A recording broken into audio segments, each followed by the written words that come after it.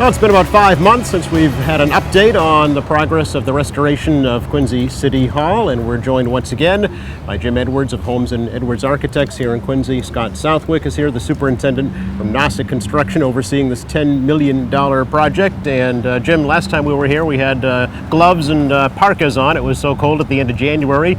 We've come a long way since then. We have, and a lot has taken place in those 5 months, including the weather change.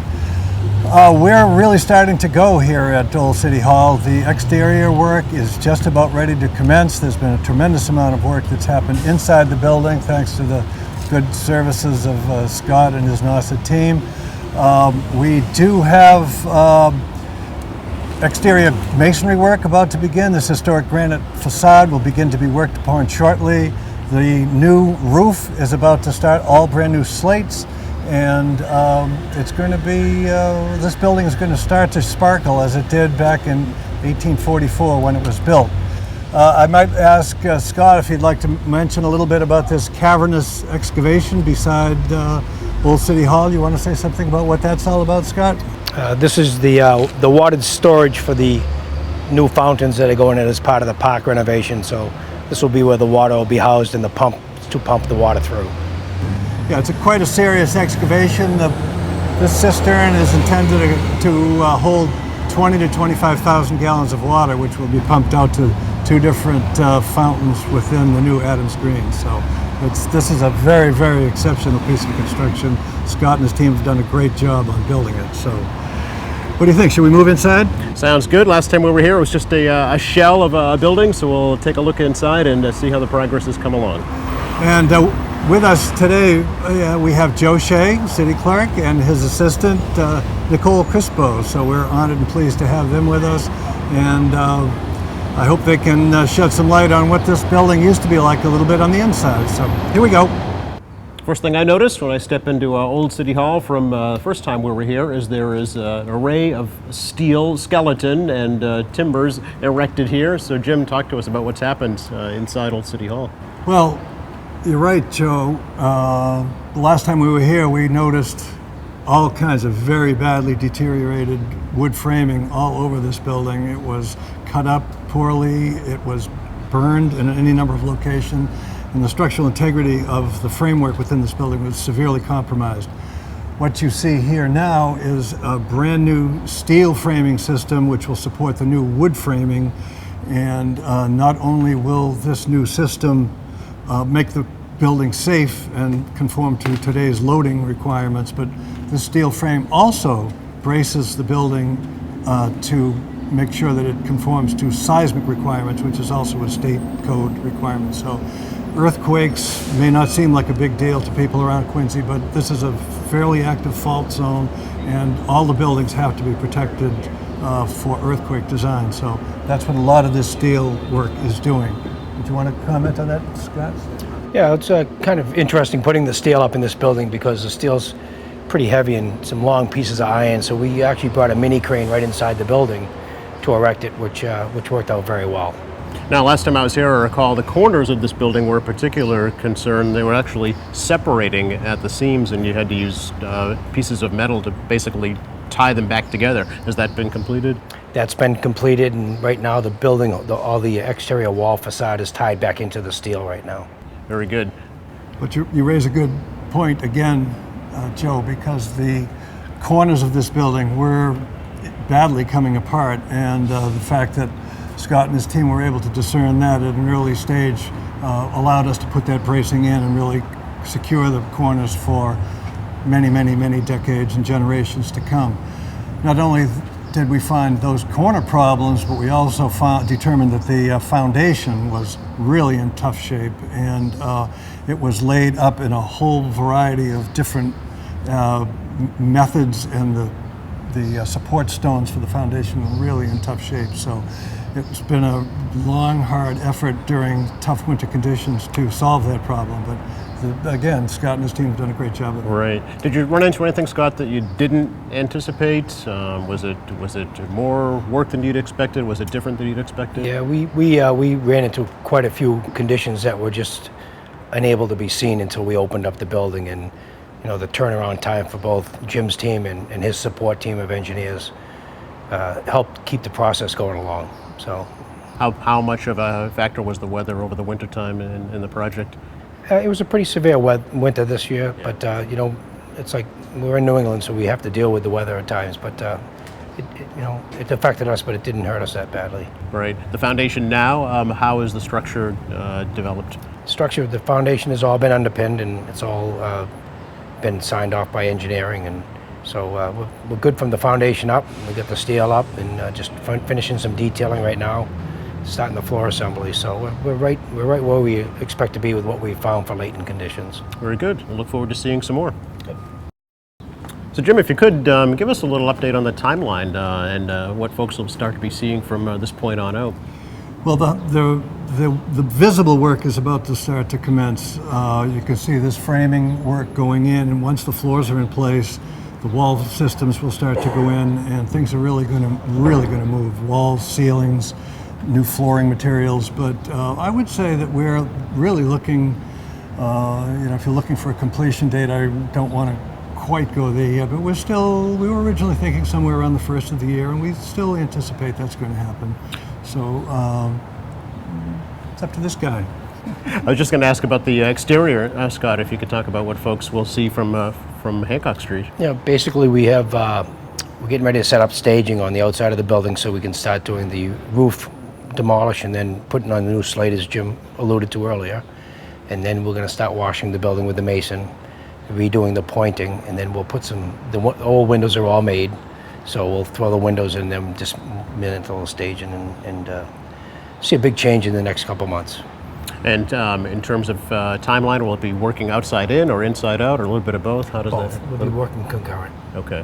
When do the systems start to come in? The plumbing, electrical, fire, audio, all those things? We're actually starting the underground work in the basement level starting on this week, and we're hoping to have the slab in by the end of just before the 4th of July weekend. What's actually going to be happening in the basement? Will there be public space down there at all? Yes, it will. Will be. There'll be meeting space for large and small gatherings. There'll be spaces available to folks at City Hall Annex to utilize when they require meeting space. There'll be a small kitchenette unit down there. There'll be a lot of mechanical space, needless to say, for boilers, for HVAC equipment, that sort of thing. And there'll also be public toilets, handicapped accessible, all. And in the addition to Old City Hall, which is through this large opening to my right, that will be a magnificent entrance space where it's enclosed with glass. You'll be able to see through into the historic Hancock Burial Ground and out to the new park, and we're really looking forward to seeing how that comes along. That's going to be terrifically exciting. So that will be actually the main entrance to That City will be Hall? the main entrance, yes. What will happen at the front? For now, we're going to keep it more or less closed as it has been for many years. The main functional entrance to Old City Hall was through the annex, and for security reasons and for practical reasons, I think we're going to keep that access as it has been. As the park develops and we see how everything starts to evolve, we'll revisit the entrance and how it gets used. Scott, I'm curious in developing this project and all your excavating and your foundation work and getting into the bones of this building, have you found anything of historical interest or significance or unusual No, we items? haven't found anything. The couple artifacts that we were asked to save as we did the demo, we saved with the team, but we haven't found anything above and beyond that. Are there actually original plans for this structure? We were not able to find those, and we did a terrific amount of research trying to uncover those, Joe. But we went over to Mass Historic and looked, and the earliest drawings that we see are from 1923, and that was renovations to the building. One of the many series of renovations that took place here. So Right. we really couldn't find anything. Very good. By the way, we are standing at lunch. Let's go. We are standing in what is going to be the Quincy Access Television control booth, and this will monitor meetings going on in that space right here. Nikki Nikki's old office, but that smaller meeting space is going to be for planning board, zoning, conservation commission, licensing board. That will take place in that space. On that side of the building, there will be a new city museum, and it'll have a great amount of artifacts, documents from this city, as opposed to what we do at the Quincy Historical Society, which is a more general kind of a historical perspective. This framing on the second floor is going to hold up the new council chambers, so it will be a really, really nice space going up to its original height, its original width, over south and north windows, and it's going to have an entirely different feel than what we were used to in the old space. Is there going to be a balcony? Yes, there is. There is. It's you can see the framework for that if you look up there. Yep, we're going to recreate the balcony that was here at the outset of the design. That went away probably in the early part of the century before this. So, but that's coming back, and it's going to be. This hall is going to be magnificent. What happens in the attic, Jim? Anything at all that is accessible to the public at all? No, the attic will not be accessible. We'll have a lot of mechanical equipment, the insulation. We'll try to make the building as thermally efficient as we can, but we do have a lot of systems up there. And but one of the areas on the third floor of the addition will be the other control room for Quincy Access Television, where they will be monitoring the comings and goings of the council meetings. So Quincy Access is going to have some nice facilities in this building. Great, we look forward to that and bringing folks a lot of public meetings. So no administrative functions in the old building? No, there are not. No, just meeting space. And when you come right down to it, you will you notice that there are lots of functions crammed into the space for many, many, many, many decades, but it's not that big a building. And when you start to analyze what can and can't fit in there, when you start to put in code-conforming stairways, when you start to put in handicapped access for toilets and that sort of thing, there's not a lot of room left. So we're a lot of the administrative functions will remain in the annex. So Joe and Chris. They'll be giving us an update on what'll be happening on their end of things, sure. I wanted to ask you, Scott, from your perspective, from NASIT's perspective, what does it mean for your firm to be involved in such a historical project? This building is on the National Register, so it must be, quite a nice feather in the cap, I would think, for you. Well, we're very, very thankful to have the opportunity to be able to work with, Jim's team in the city to refurbish a building that just has a lot of history, and it's exciting, to be honest with you. Sure, and just around the corner, lots of work going on in the Coddington building as well. Yep, it's two beautiful buildings that are being kept with the historical status, and it's beautiful. The city's doing a good job. Probably don't recognize it, but we're standing in Quincy City Clerk Joe Shea's old office. And Joe, when you look around here, can you believe what's happened so far? Well, I can't really, but we're so excited that we're willing to do most anything to get this completed. So it's really an exciting time. It's been going on a long time, as you know. So it's amazing what you see. And I don't have any kind of engineering background or construction background. So it's every day we watch, and we're really anticipating the return. Well, I remember when ground was broken for this project, and you gave a very impassioned speech about the fact that it's been a long time in coming, and there have been many previous administrations that tried to get this rolling, and credited the current administration for seeing it through. It was so gigantuan of a job. Everyone understood it. Every mayor understood it. Every council understood it, and they all work and say, "Oh boy, that's a lot of money," and keep going. But we had reached a point in this building that public safety was an issue and a few other things, and no one wants to blow the whistle on the city of Quincy or fight with your employer. So this mayor, Mayor Koch, and this administration and the city council stepped up to the plate. So it always seems to take a long time, but it's going to be so worth it. I mean, this building is the center of government for 170 years. If it takes 2 years to restore it, then it's going to take 2 years. But you can see it now. It was hard to visualize originally, but each time you'd come to work, you'd notice something every week, and now it's really starting to come together. By putting this steel structure here, this the reinforcement rods and everything really brings it home. But when you figure that this granite comes right down from West Quincy, I don't know what street it came on. I've been around a long time, but not that long. Probably over Quarry Street, who knows, and how they did this, and then how it's going to all be preserved and put back together. It's really exciting. How long have you yourself worked for the city? Well, Joe? I came here in November 1971 with Mayor McIntyre, and I left in 76, and I came back in 91 full time. So I have almost 29 years in the building, but I was never really, I was in and out of John Gillis's office weekly, and we maintained a relationship, and I used to work on all the elections. So basically I've been here since 1971. And we had 2 or 3 women are here continually from the late 70s. Maureen recently retired. Maureen Halson was here continuously from 77 to 14.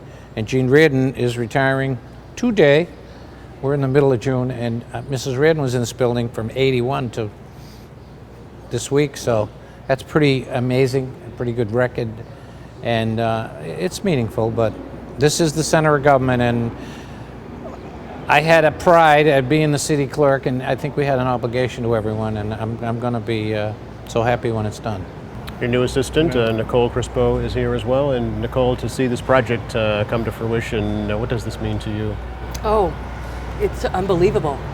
It's awesome, truly. From what we left and had to pack up and go to our new annex, to see this all coming together, it's great. It's going to be nice.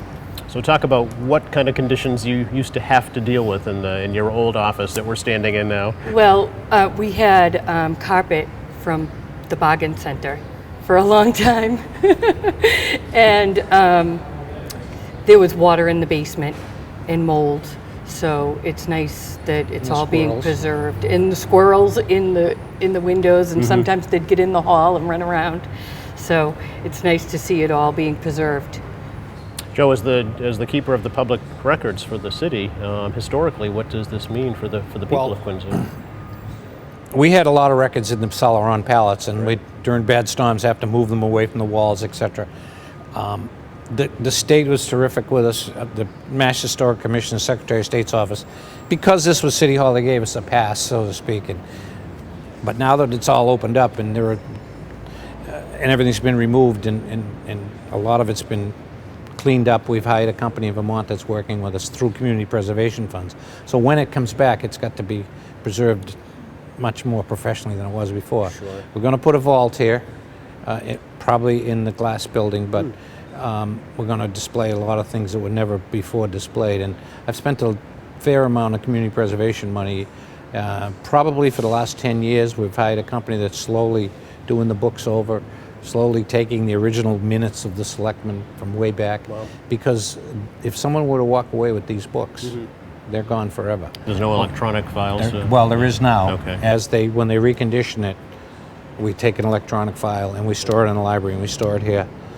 So everything will be put in vaults, and because it's new, it's like the handicap access laws, everything's got to be done right. So it'll last another 170 years, I'm sure. We won't be around to worry about it. Right. At least you know it's done. I used to lay awake, I tell this story, I used to lay awake thinking this building was going to catch fire and the original documents would be lost forever. And now I'm sleeping a little better, and I'm sure when we get back in and everything's put in a fire safe, time lock safe, it'll be really exciting. So Yeah, talk a little bit about the transition that you're going to go through from the Monroe building back over to the Well, annex. the move over there almost 3 years ago Yeah. almost killed us, but we were able to sort a lot of stuff and put a lot of stuff in boxes. It's all in the basement of that old, I call it the old Quincy Cooperative Bank. Oh, sure, That's yeah. what it was. And we're going to do the same thing, bringing it back. Now, there isn't much left that isn't coming back. Of course, we'll shred it under the state retention schedule if it has to be shredded, but we're going to bring it back slowly. We don't want to handle it too many times and get it reconditioned. So there's a lot of work there, but I'm probably anticipating we'll move back. The first floor will all move, because we're serving the public every day Right. between birth, deaths, marriages, election departments, so we're not going to have a stop at service. We're going to keep working. But the historic stuff, I'm going to be able to, I've talked to the landlord, and we're going to leave it there and then slowly move it. But eventually we'll all be out of that building and everything will be between here and the glass building. We do have a safe in the glass building. We're going to put another one in. But we're also anticipating, and I talked to the mayor about this, and Ed Fitzgerald from the Quincy Historic Society, we're going to, on this floor, exhibit a lot of our more precious historic documents. I remember those when you Adams found the letters John and- Quincy Adams letters, yeah. and they are all been preserved, and we have recorded them, and then they're going to be displayed in some manner under glass or professionally done, so that there'll be no question. And it's exciting because I used to have people come in from all over the country, and I'd have to go down the cellar and get the book, and there'd be dust on it, and Right. clean it off, and but you couldn't leave it laying around because someone puts it under their arm and goes out, it's gone forever. Not that that's happened a lot, but you don't want it to happen. So I'm looking at a lot of different ways to preserve. We recently went with Jim Edwards, our architect, to Waltham. The city of Waltham has put these safes in, and they've done a tremendous amount of work over there. Again, all with community preservation money, which is paying for the lion's share of all of this. Right. Originally, I didn't think community preservation was a good idea. Now I'm a big advocate. So we're going to get it done. I mean, we're looking at another year or two, but hopefully we're going to be here in early 15 or in 6 months from now. I think they're on schedule, but a month after 3 or 4 years, or all these years, a month isn't going to hurt one way or the other to do it right. Great. We look forward to seeing the new Okay. space and seeing your new office. We'll and keep updating you, and we appreciate it. You're very welcome. Thank you both. Thank you. Appreciate Okay. it. You're welcome. Thank you. Down here in the basement of Old City Hall, where not a lot of folks have seen, and a lot of work going on here. So Jim, talk to us about what's been happening here in the bowels of Old City Hall. Well, what's happening in the bowels of Old City Hall is kind of what's been happening in the rest of the building. It's been entirely taken apart, Joe, and we're now in the process of putting it back together. I'm not sure if the cameras can pick up these additional concrete foundations that you can see in the background here, but those are a part of the underpinning system.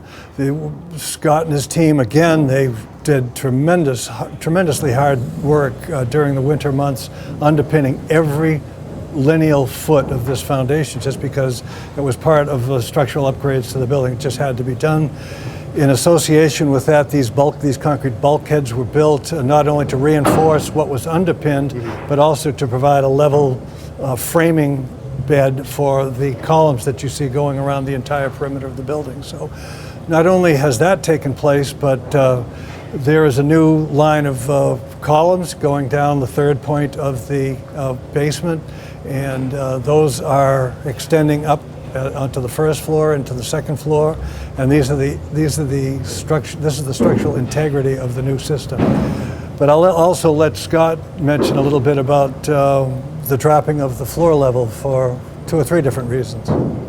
Right, we dropped the floor level basically so that we can get mechanicals and have the headroom in here so that we could make sure we had the infrastructure for our mechanicals.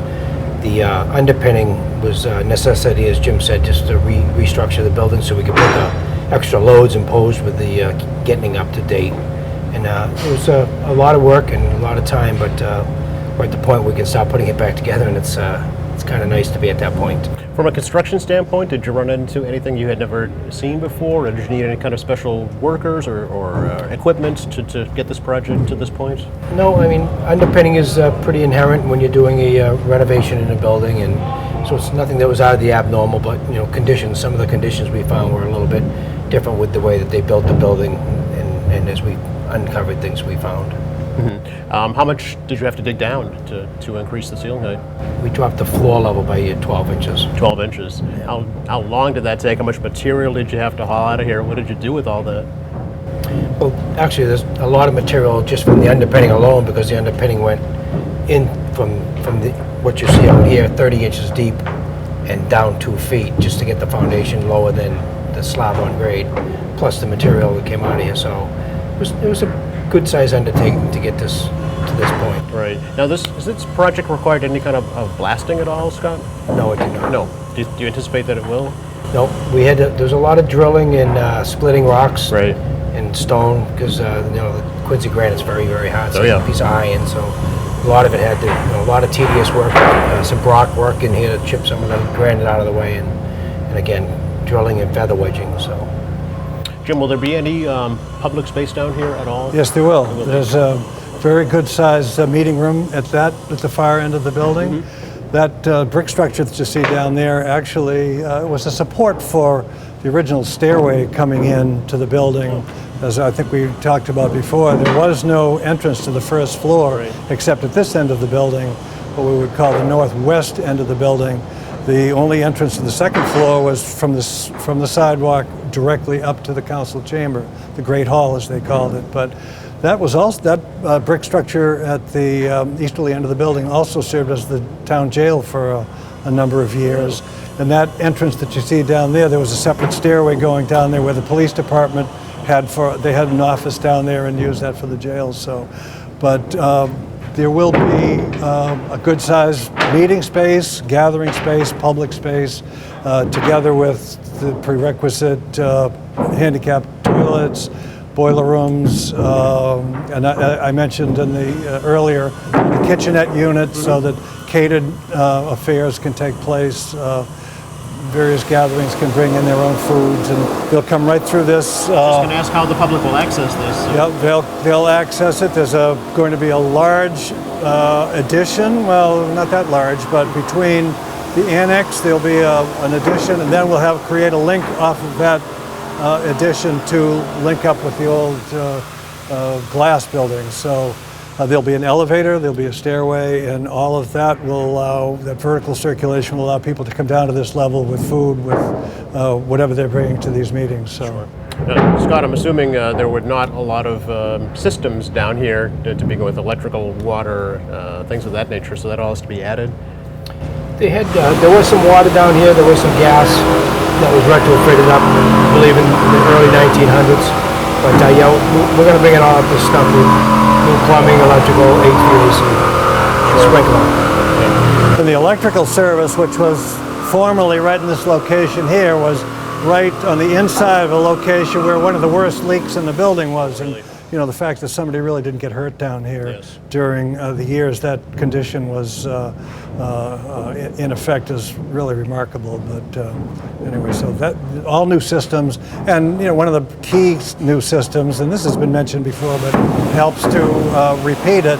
There'll be a fire protection system and there's a sprinkler system, so that in the event, please God, it never happens, but in the event there's ever a fire here, life, limb, property will be much more safely taken care of by this fire protection system. Absolutely. I haven't asked her yet, but the project initially was budgeted for $10 million. How has that been affected by some of the It's gone up a little bit, Joe, not remarkably.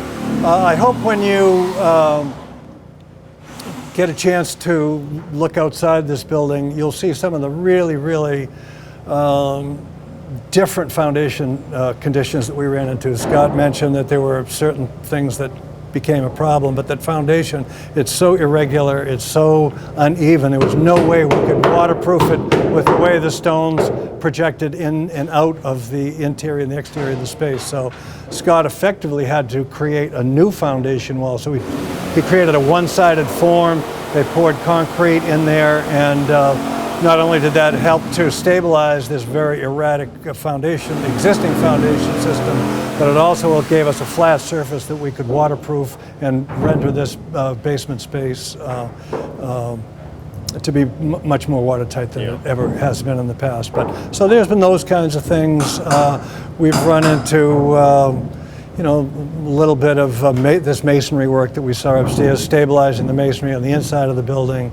But all things that really had to be done and essential to the preservation of this wonderful, wonderful building. Can you talk about the pains that are being taken to keep the historical significance alive and well in the new building?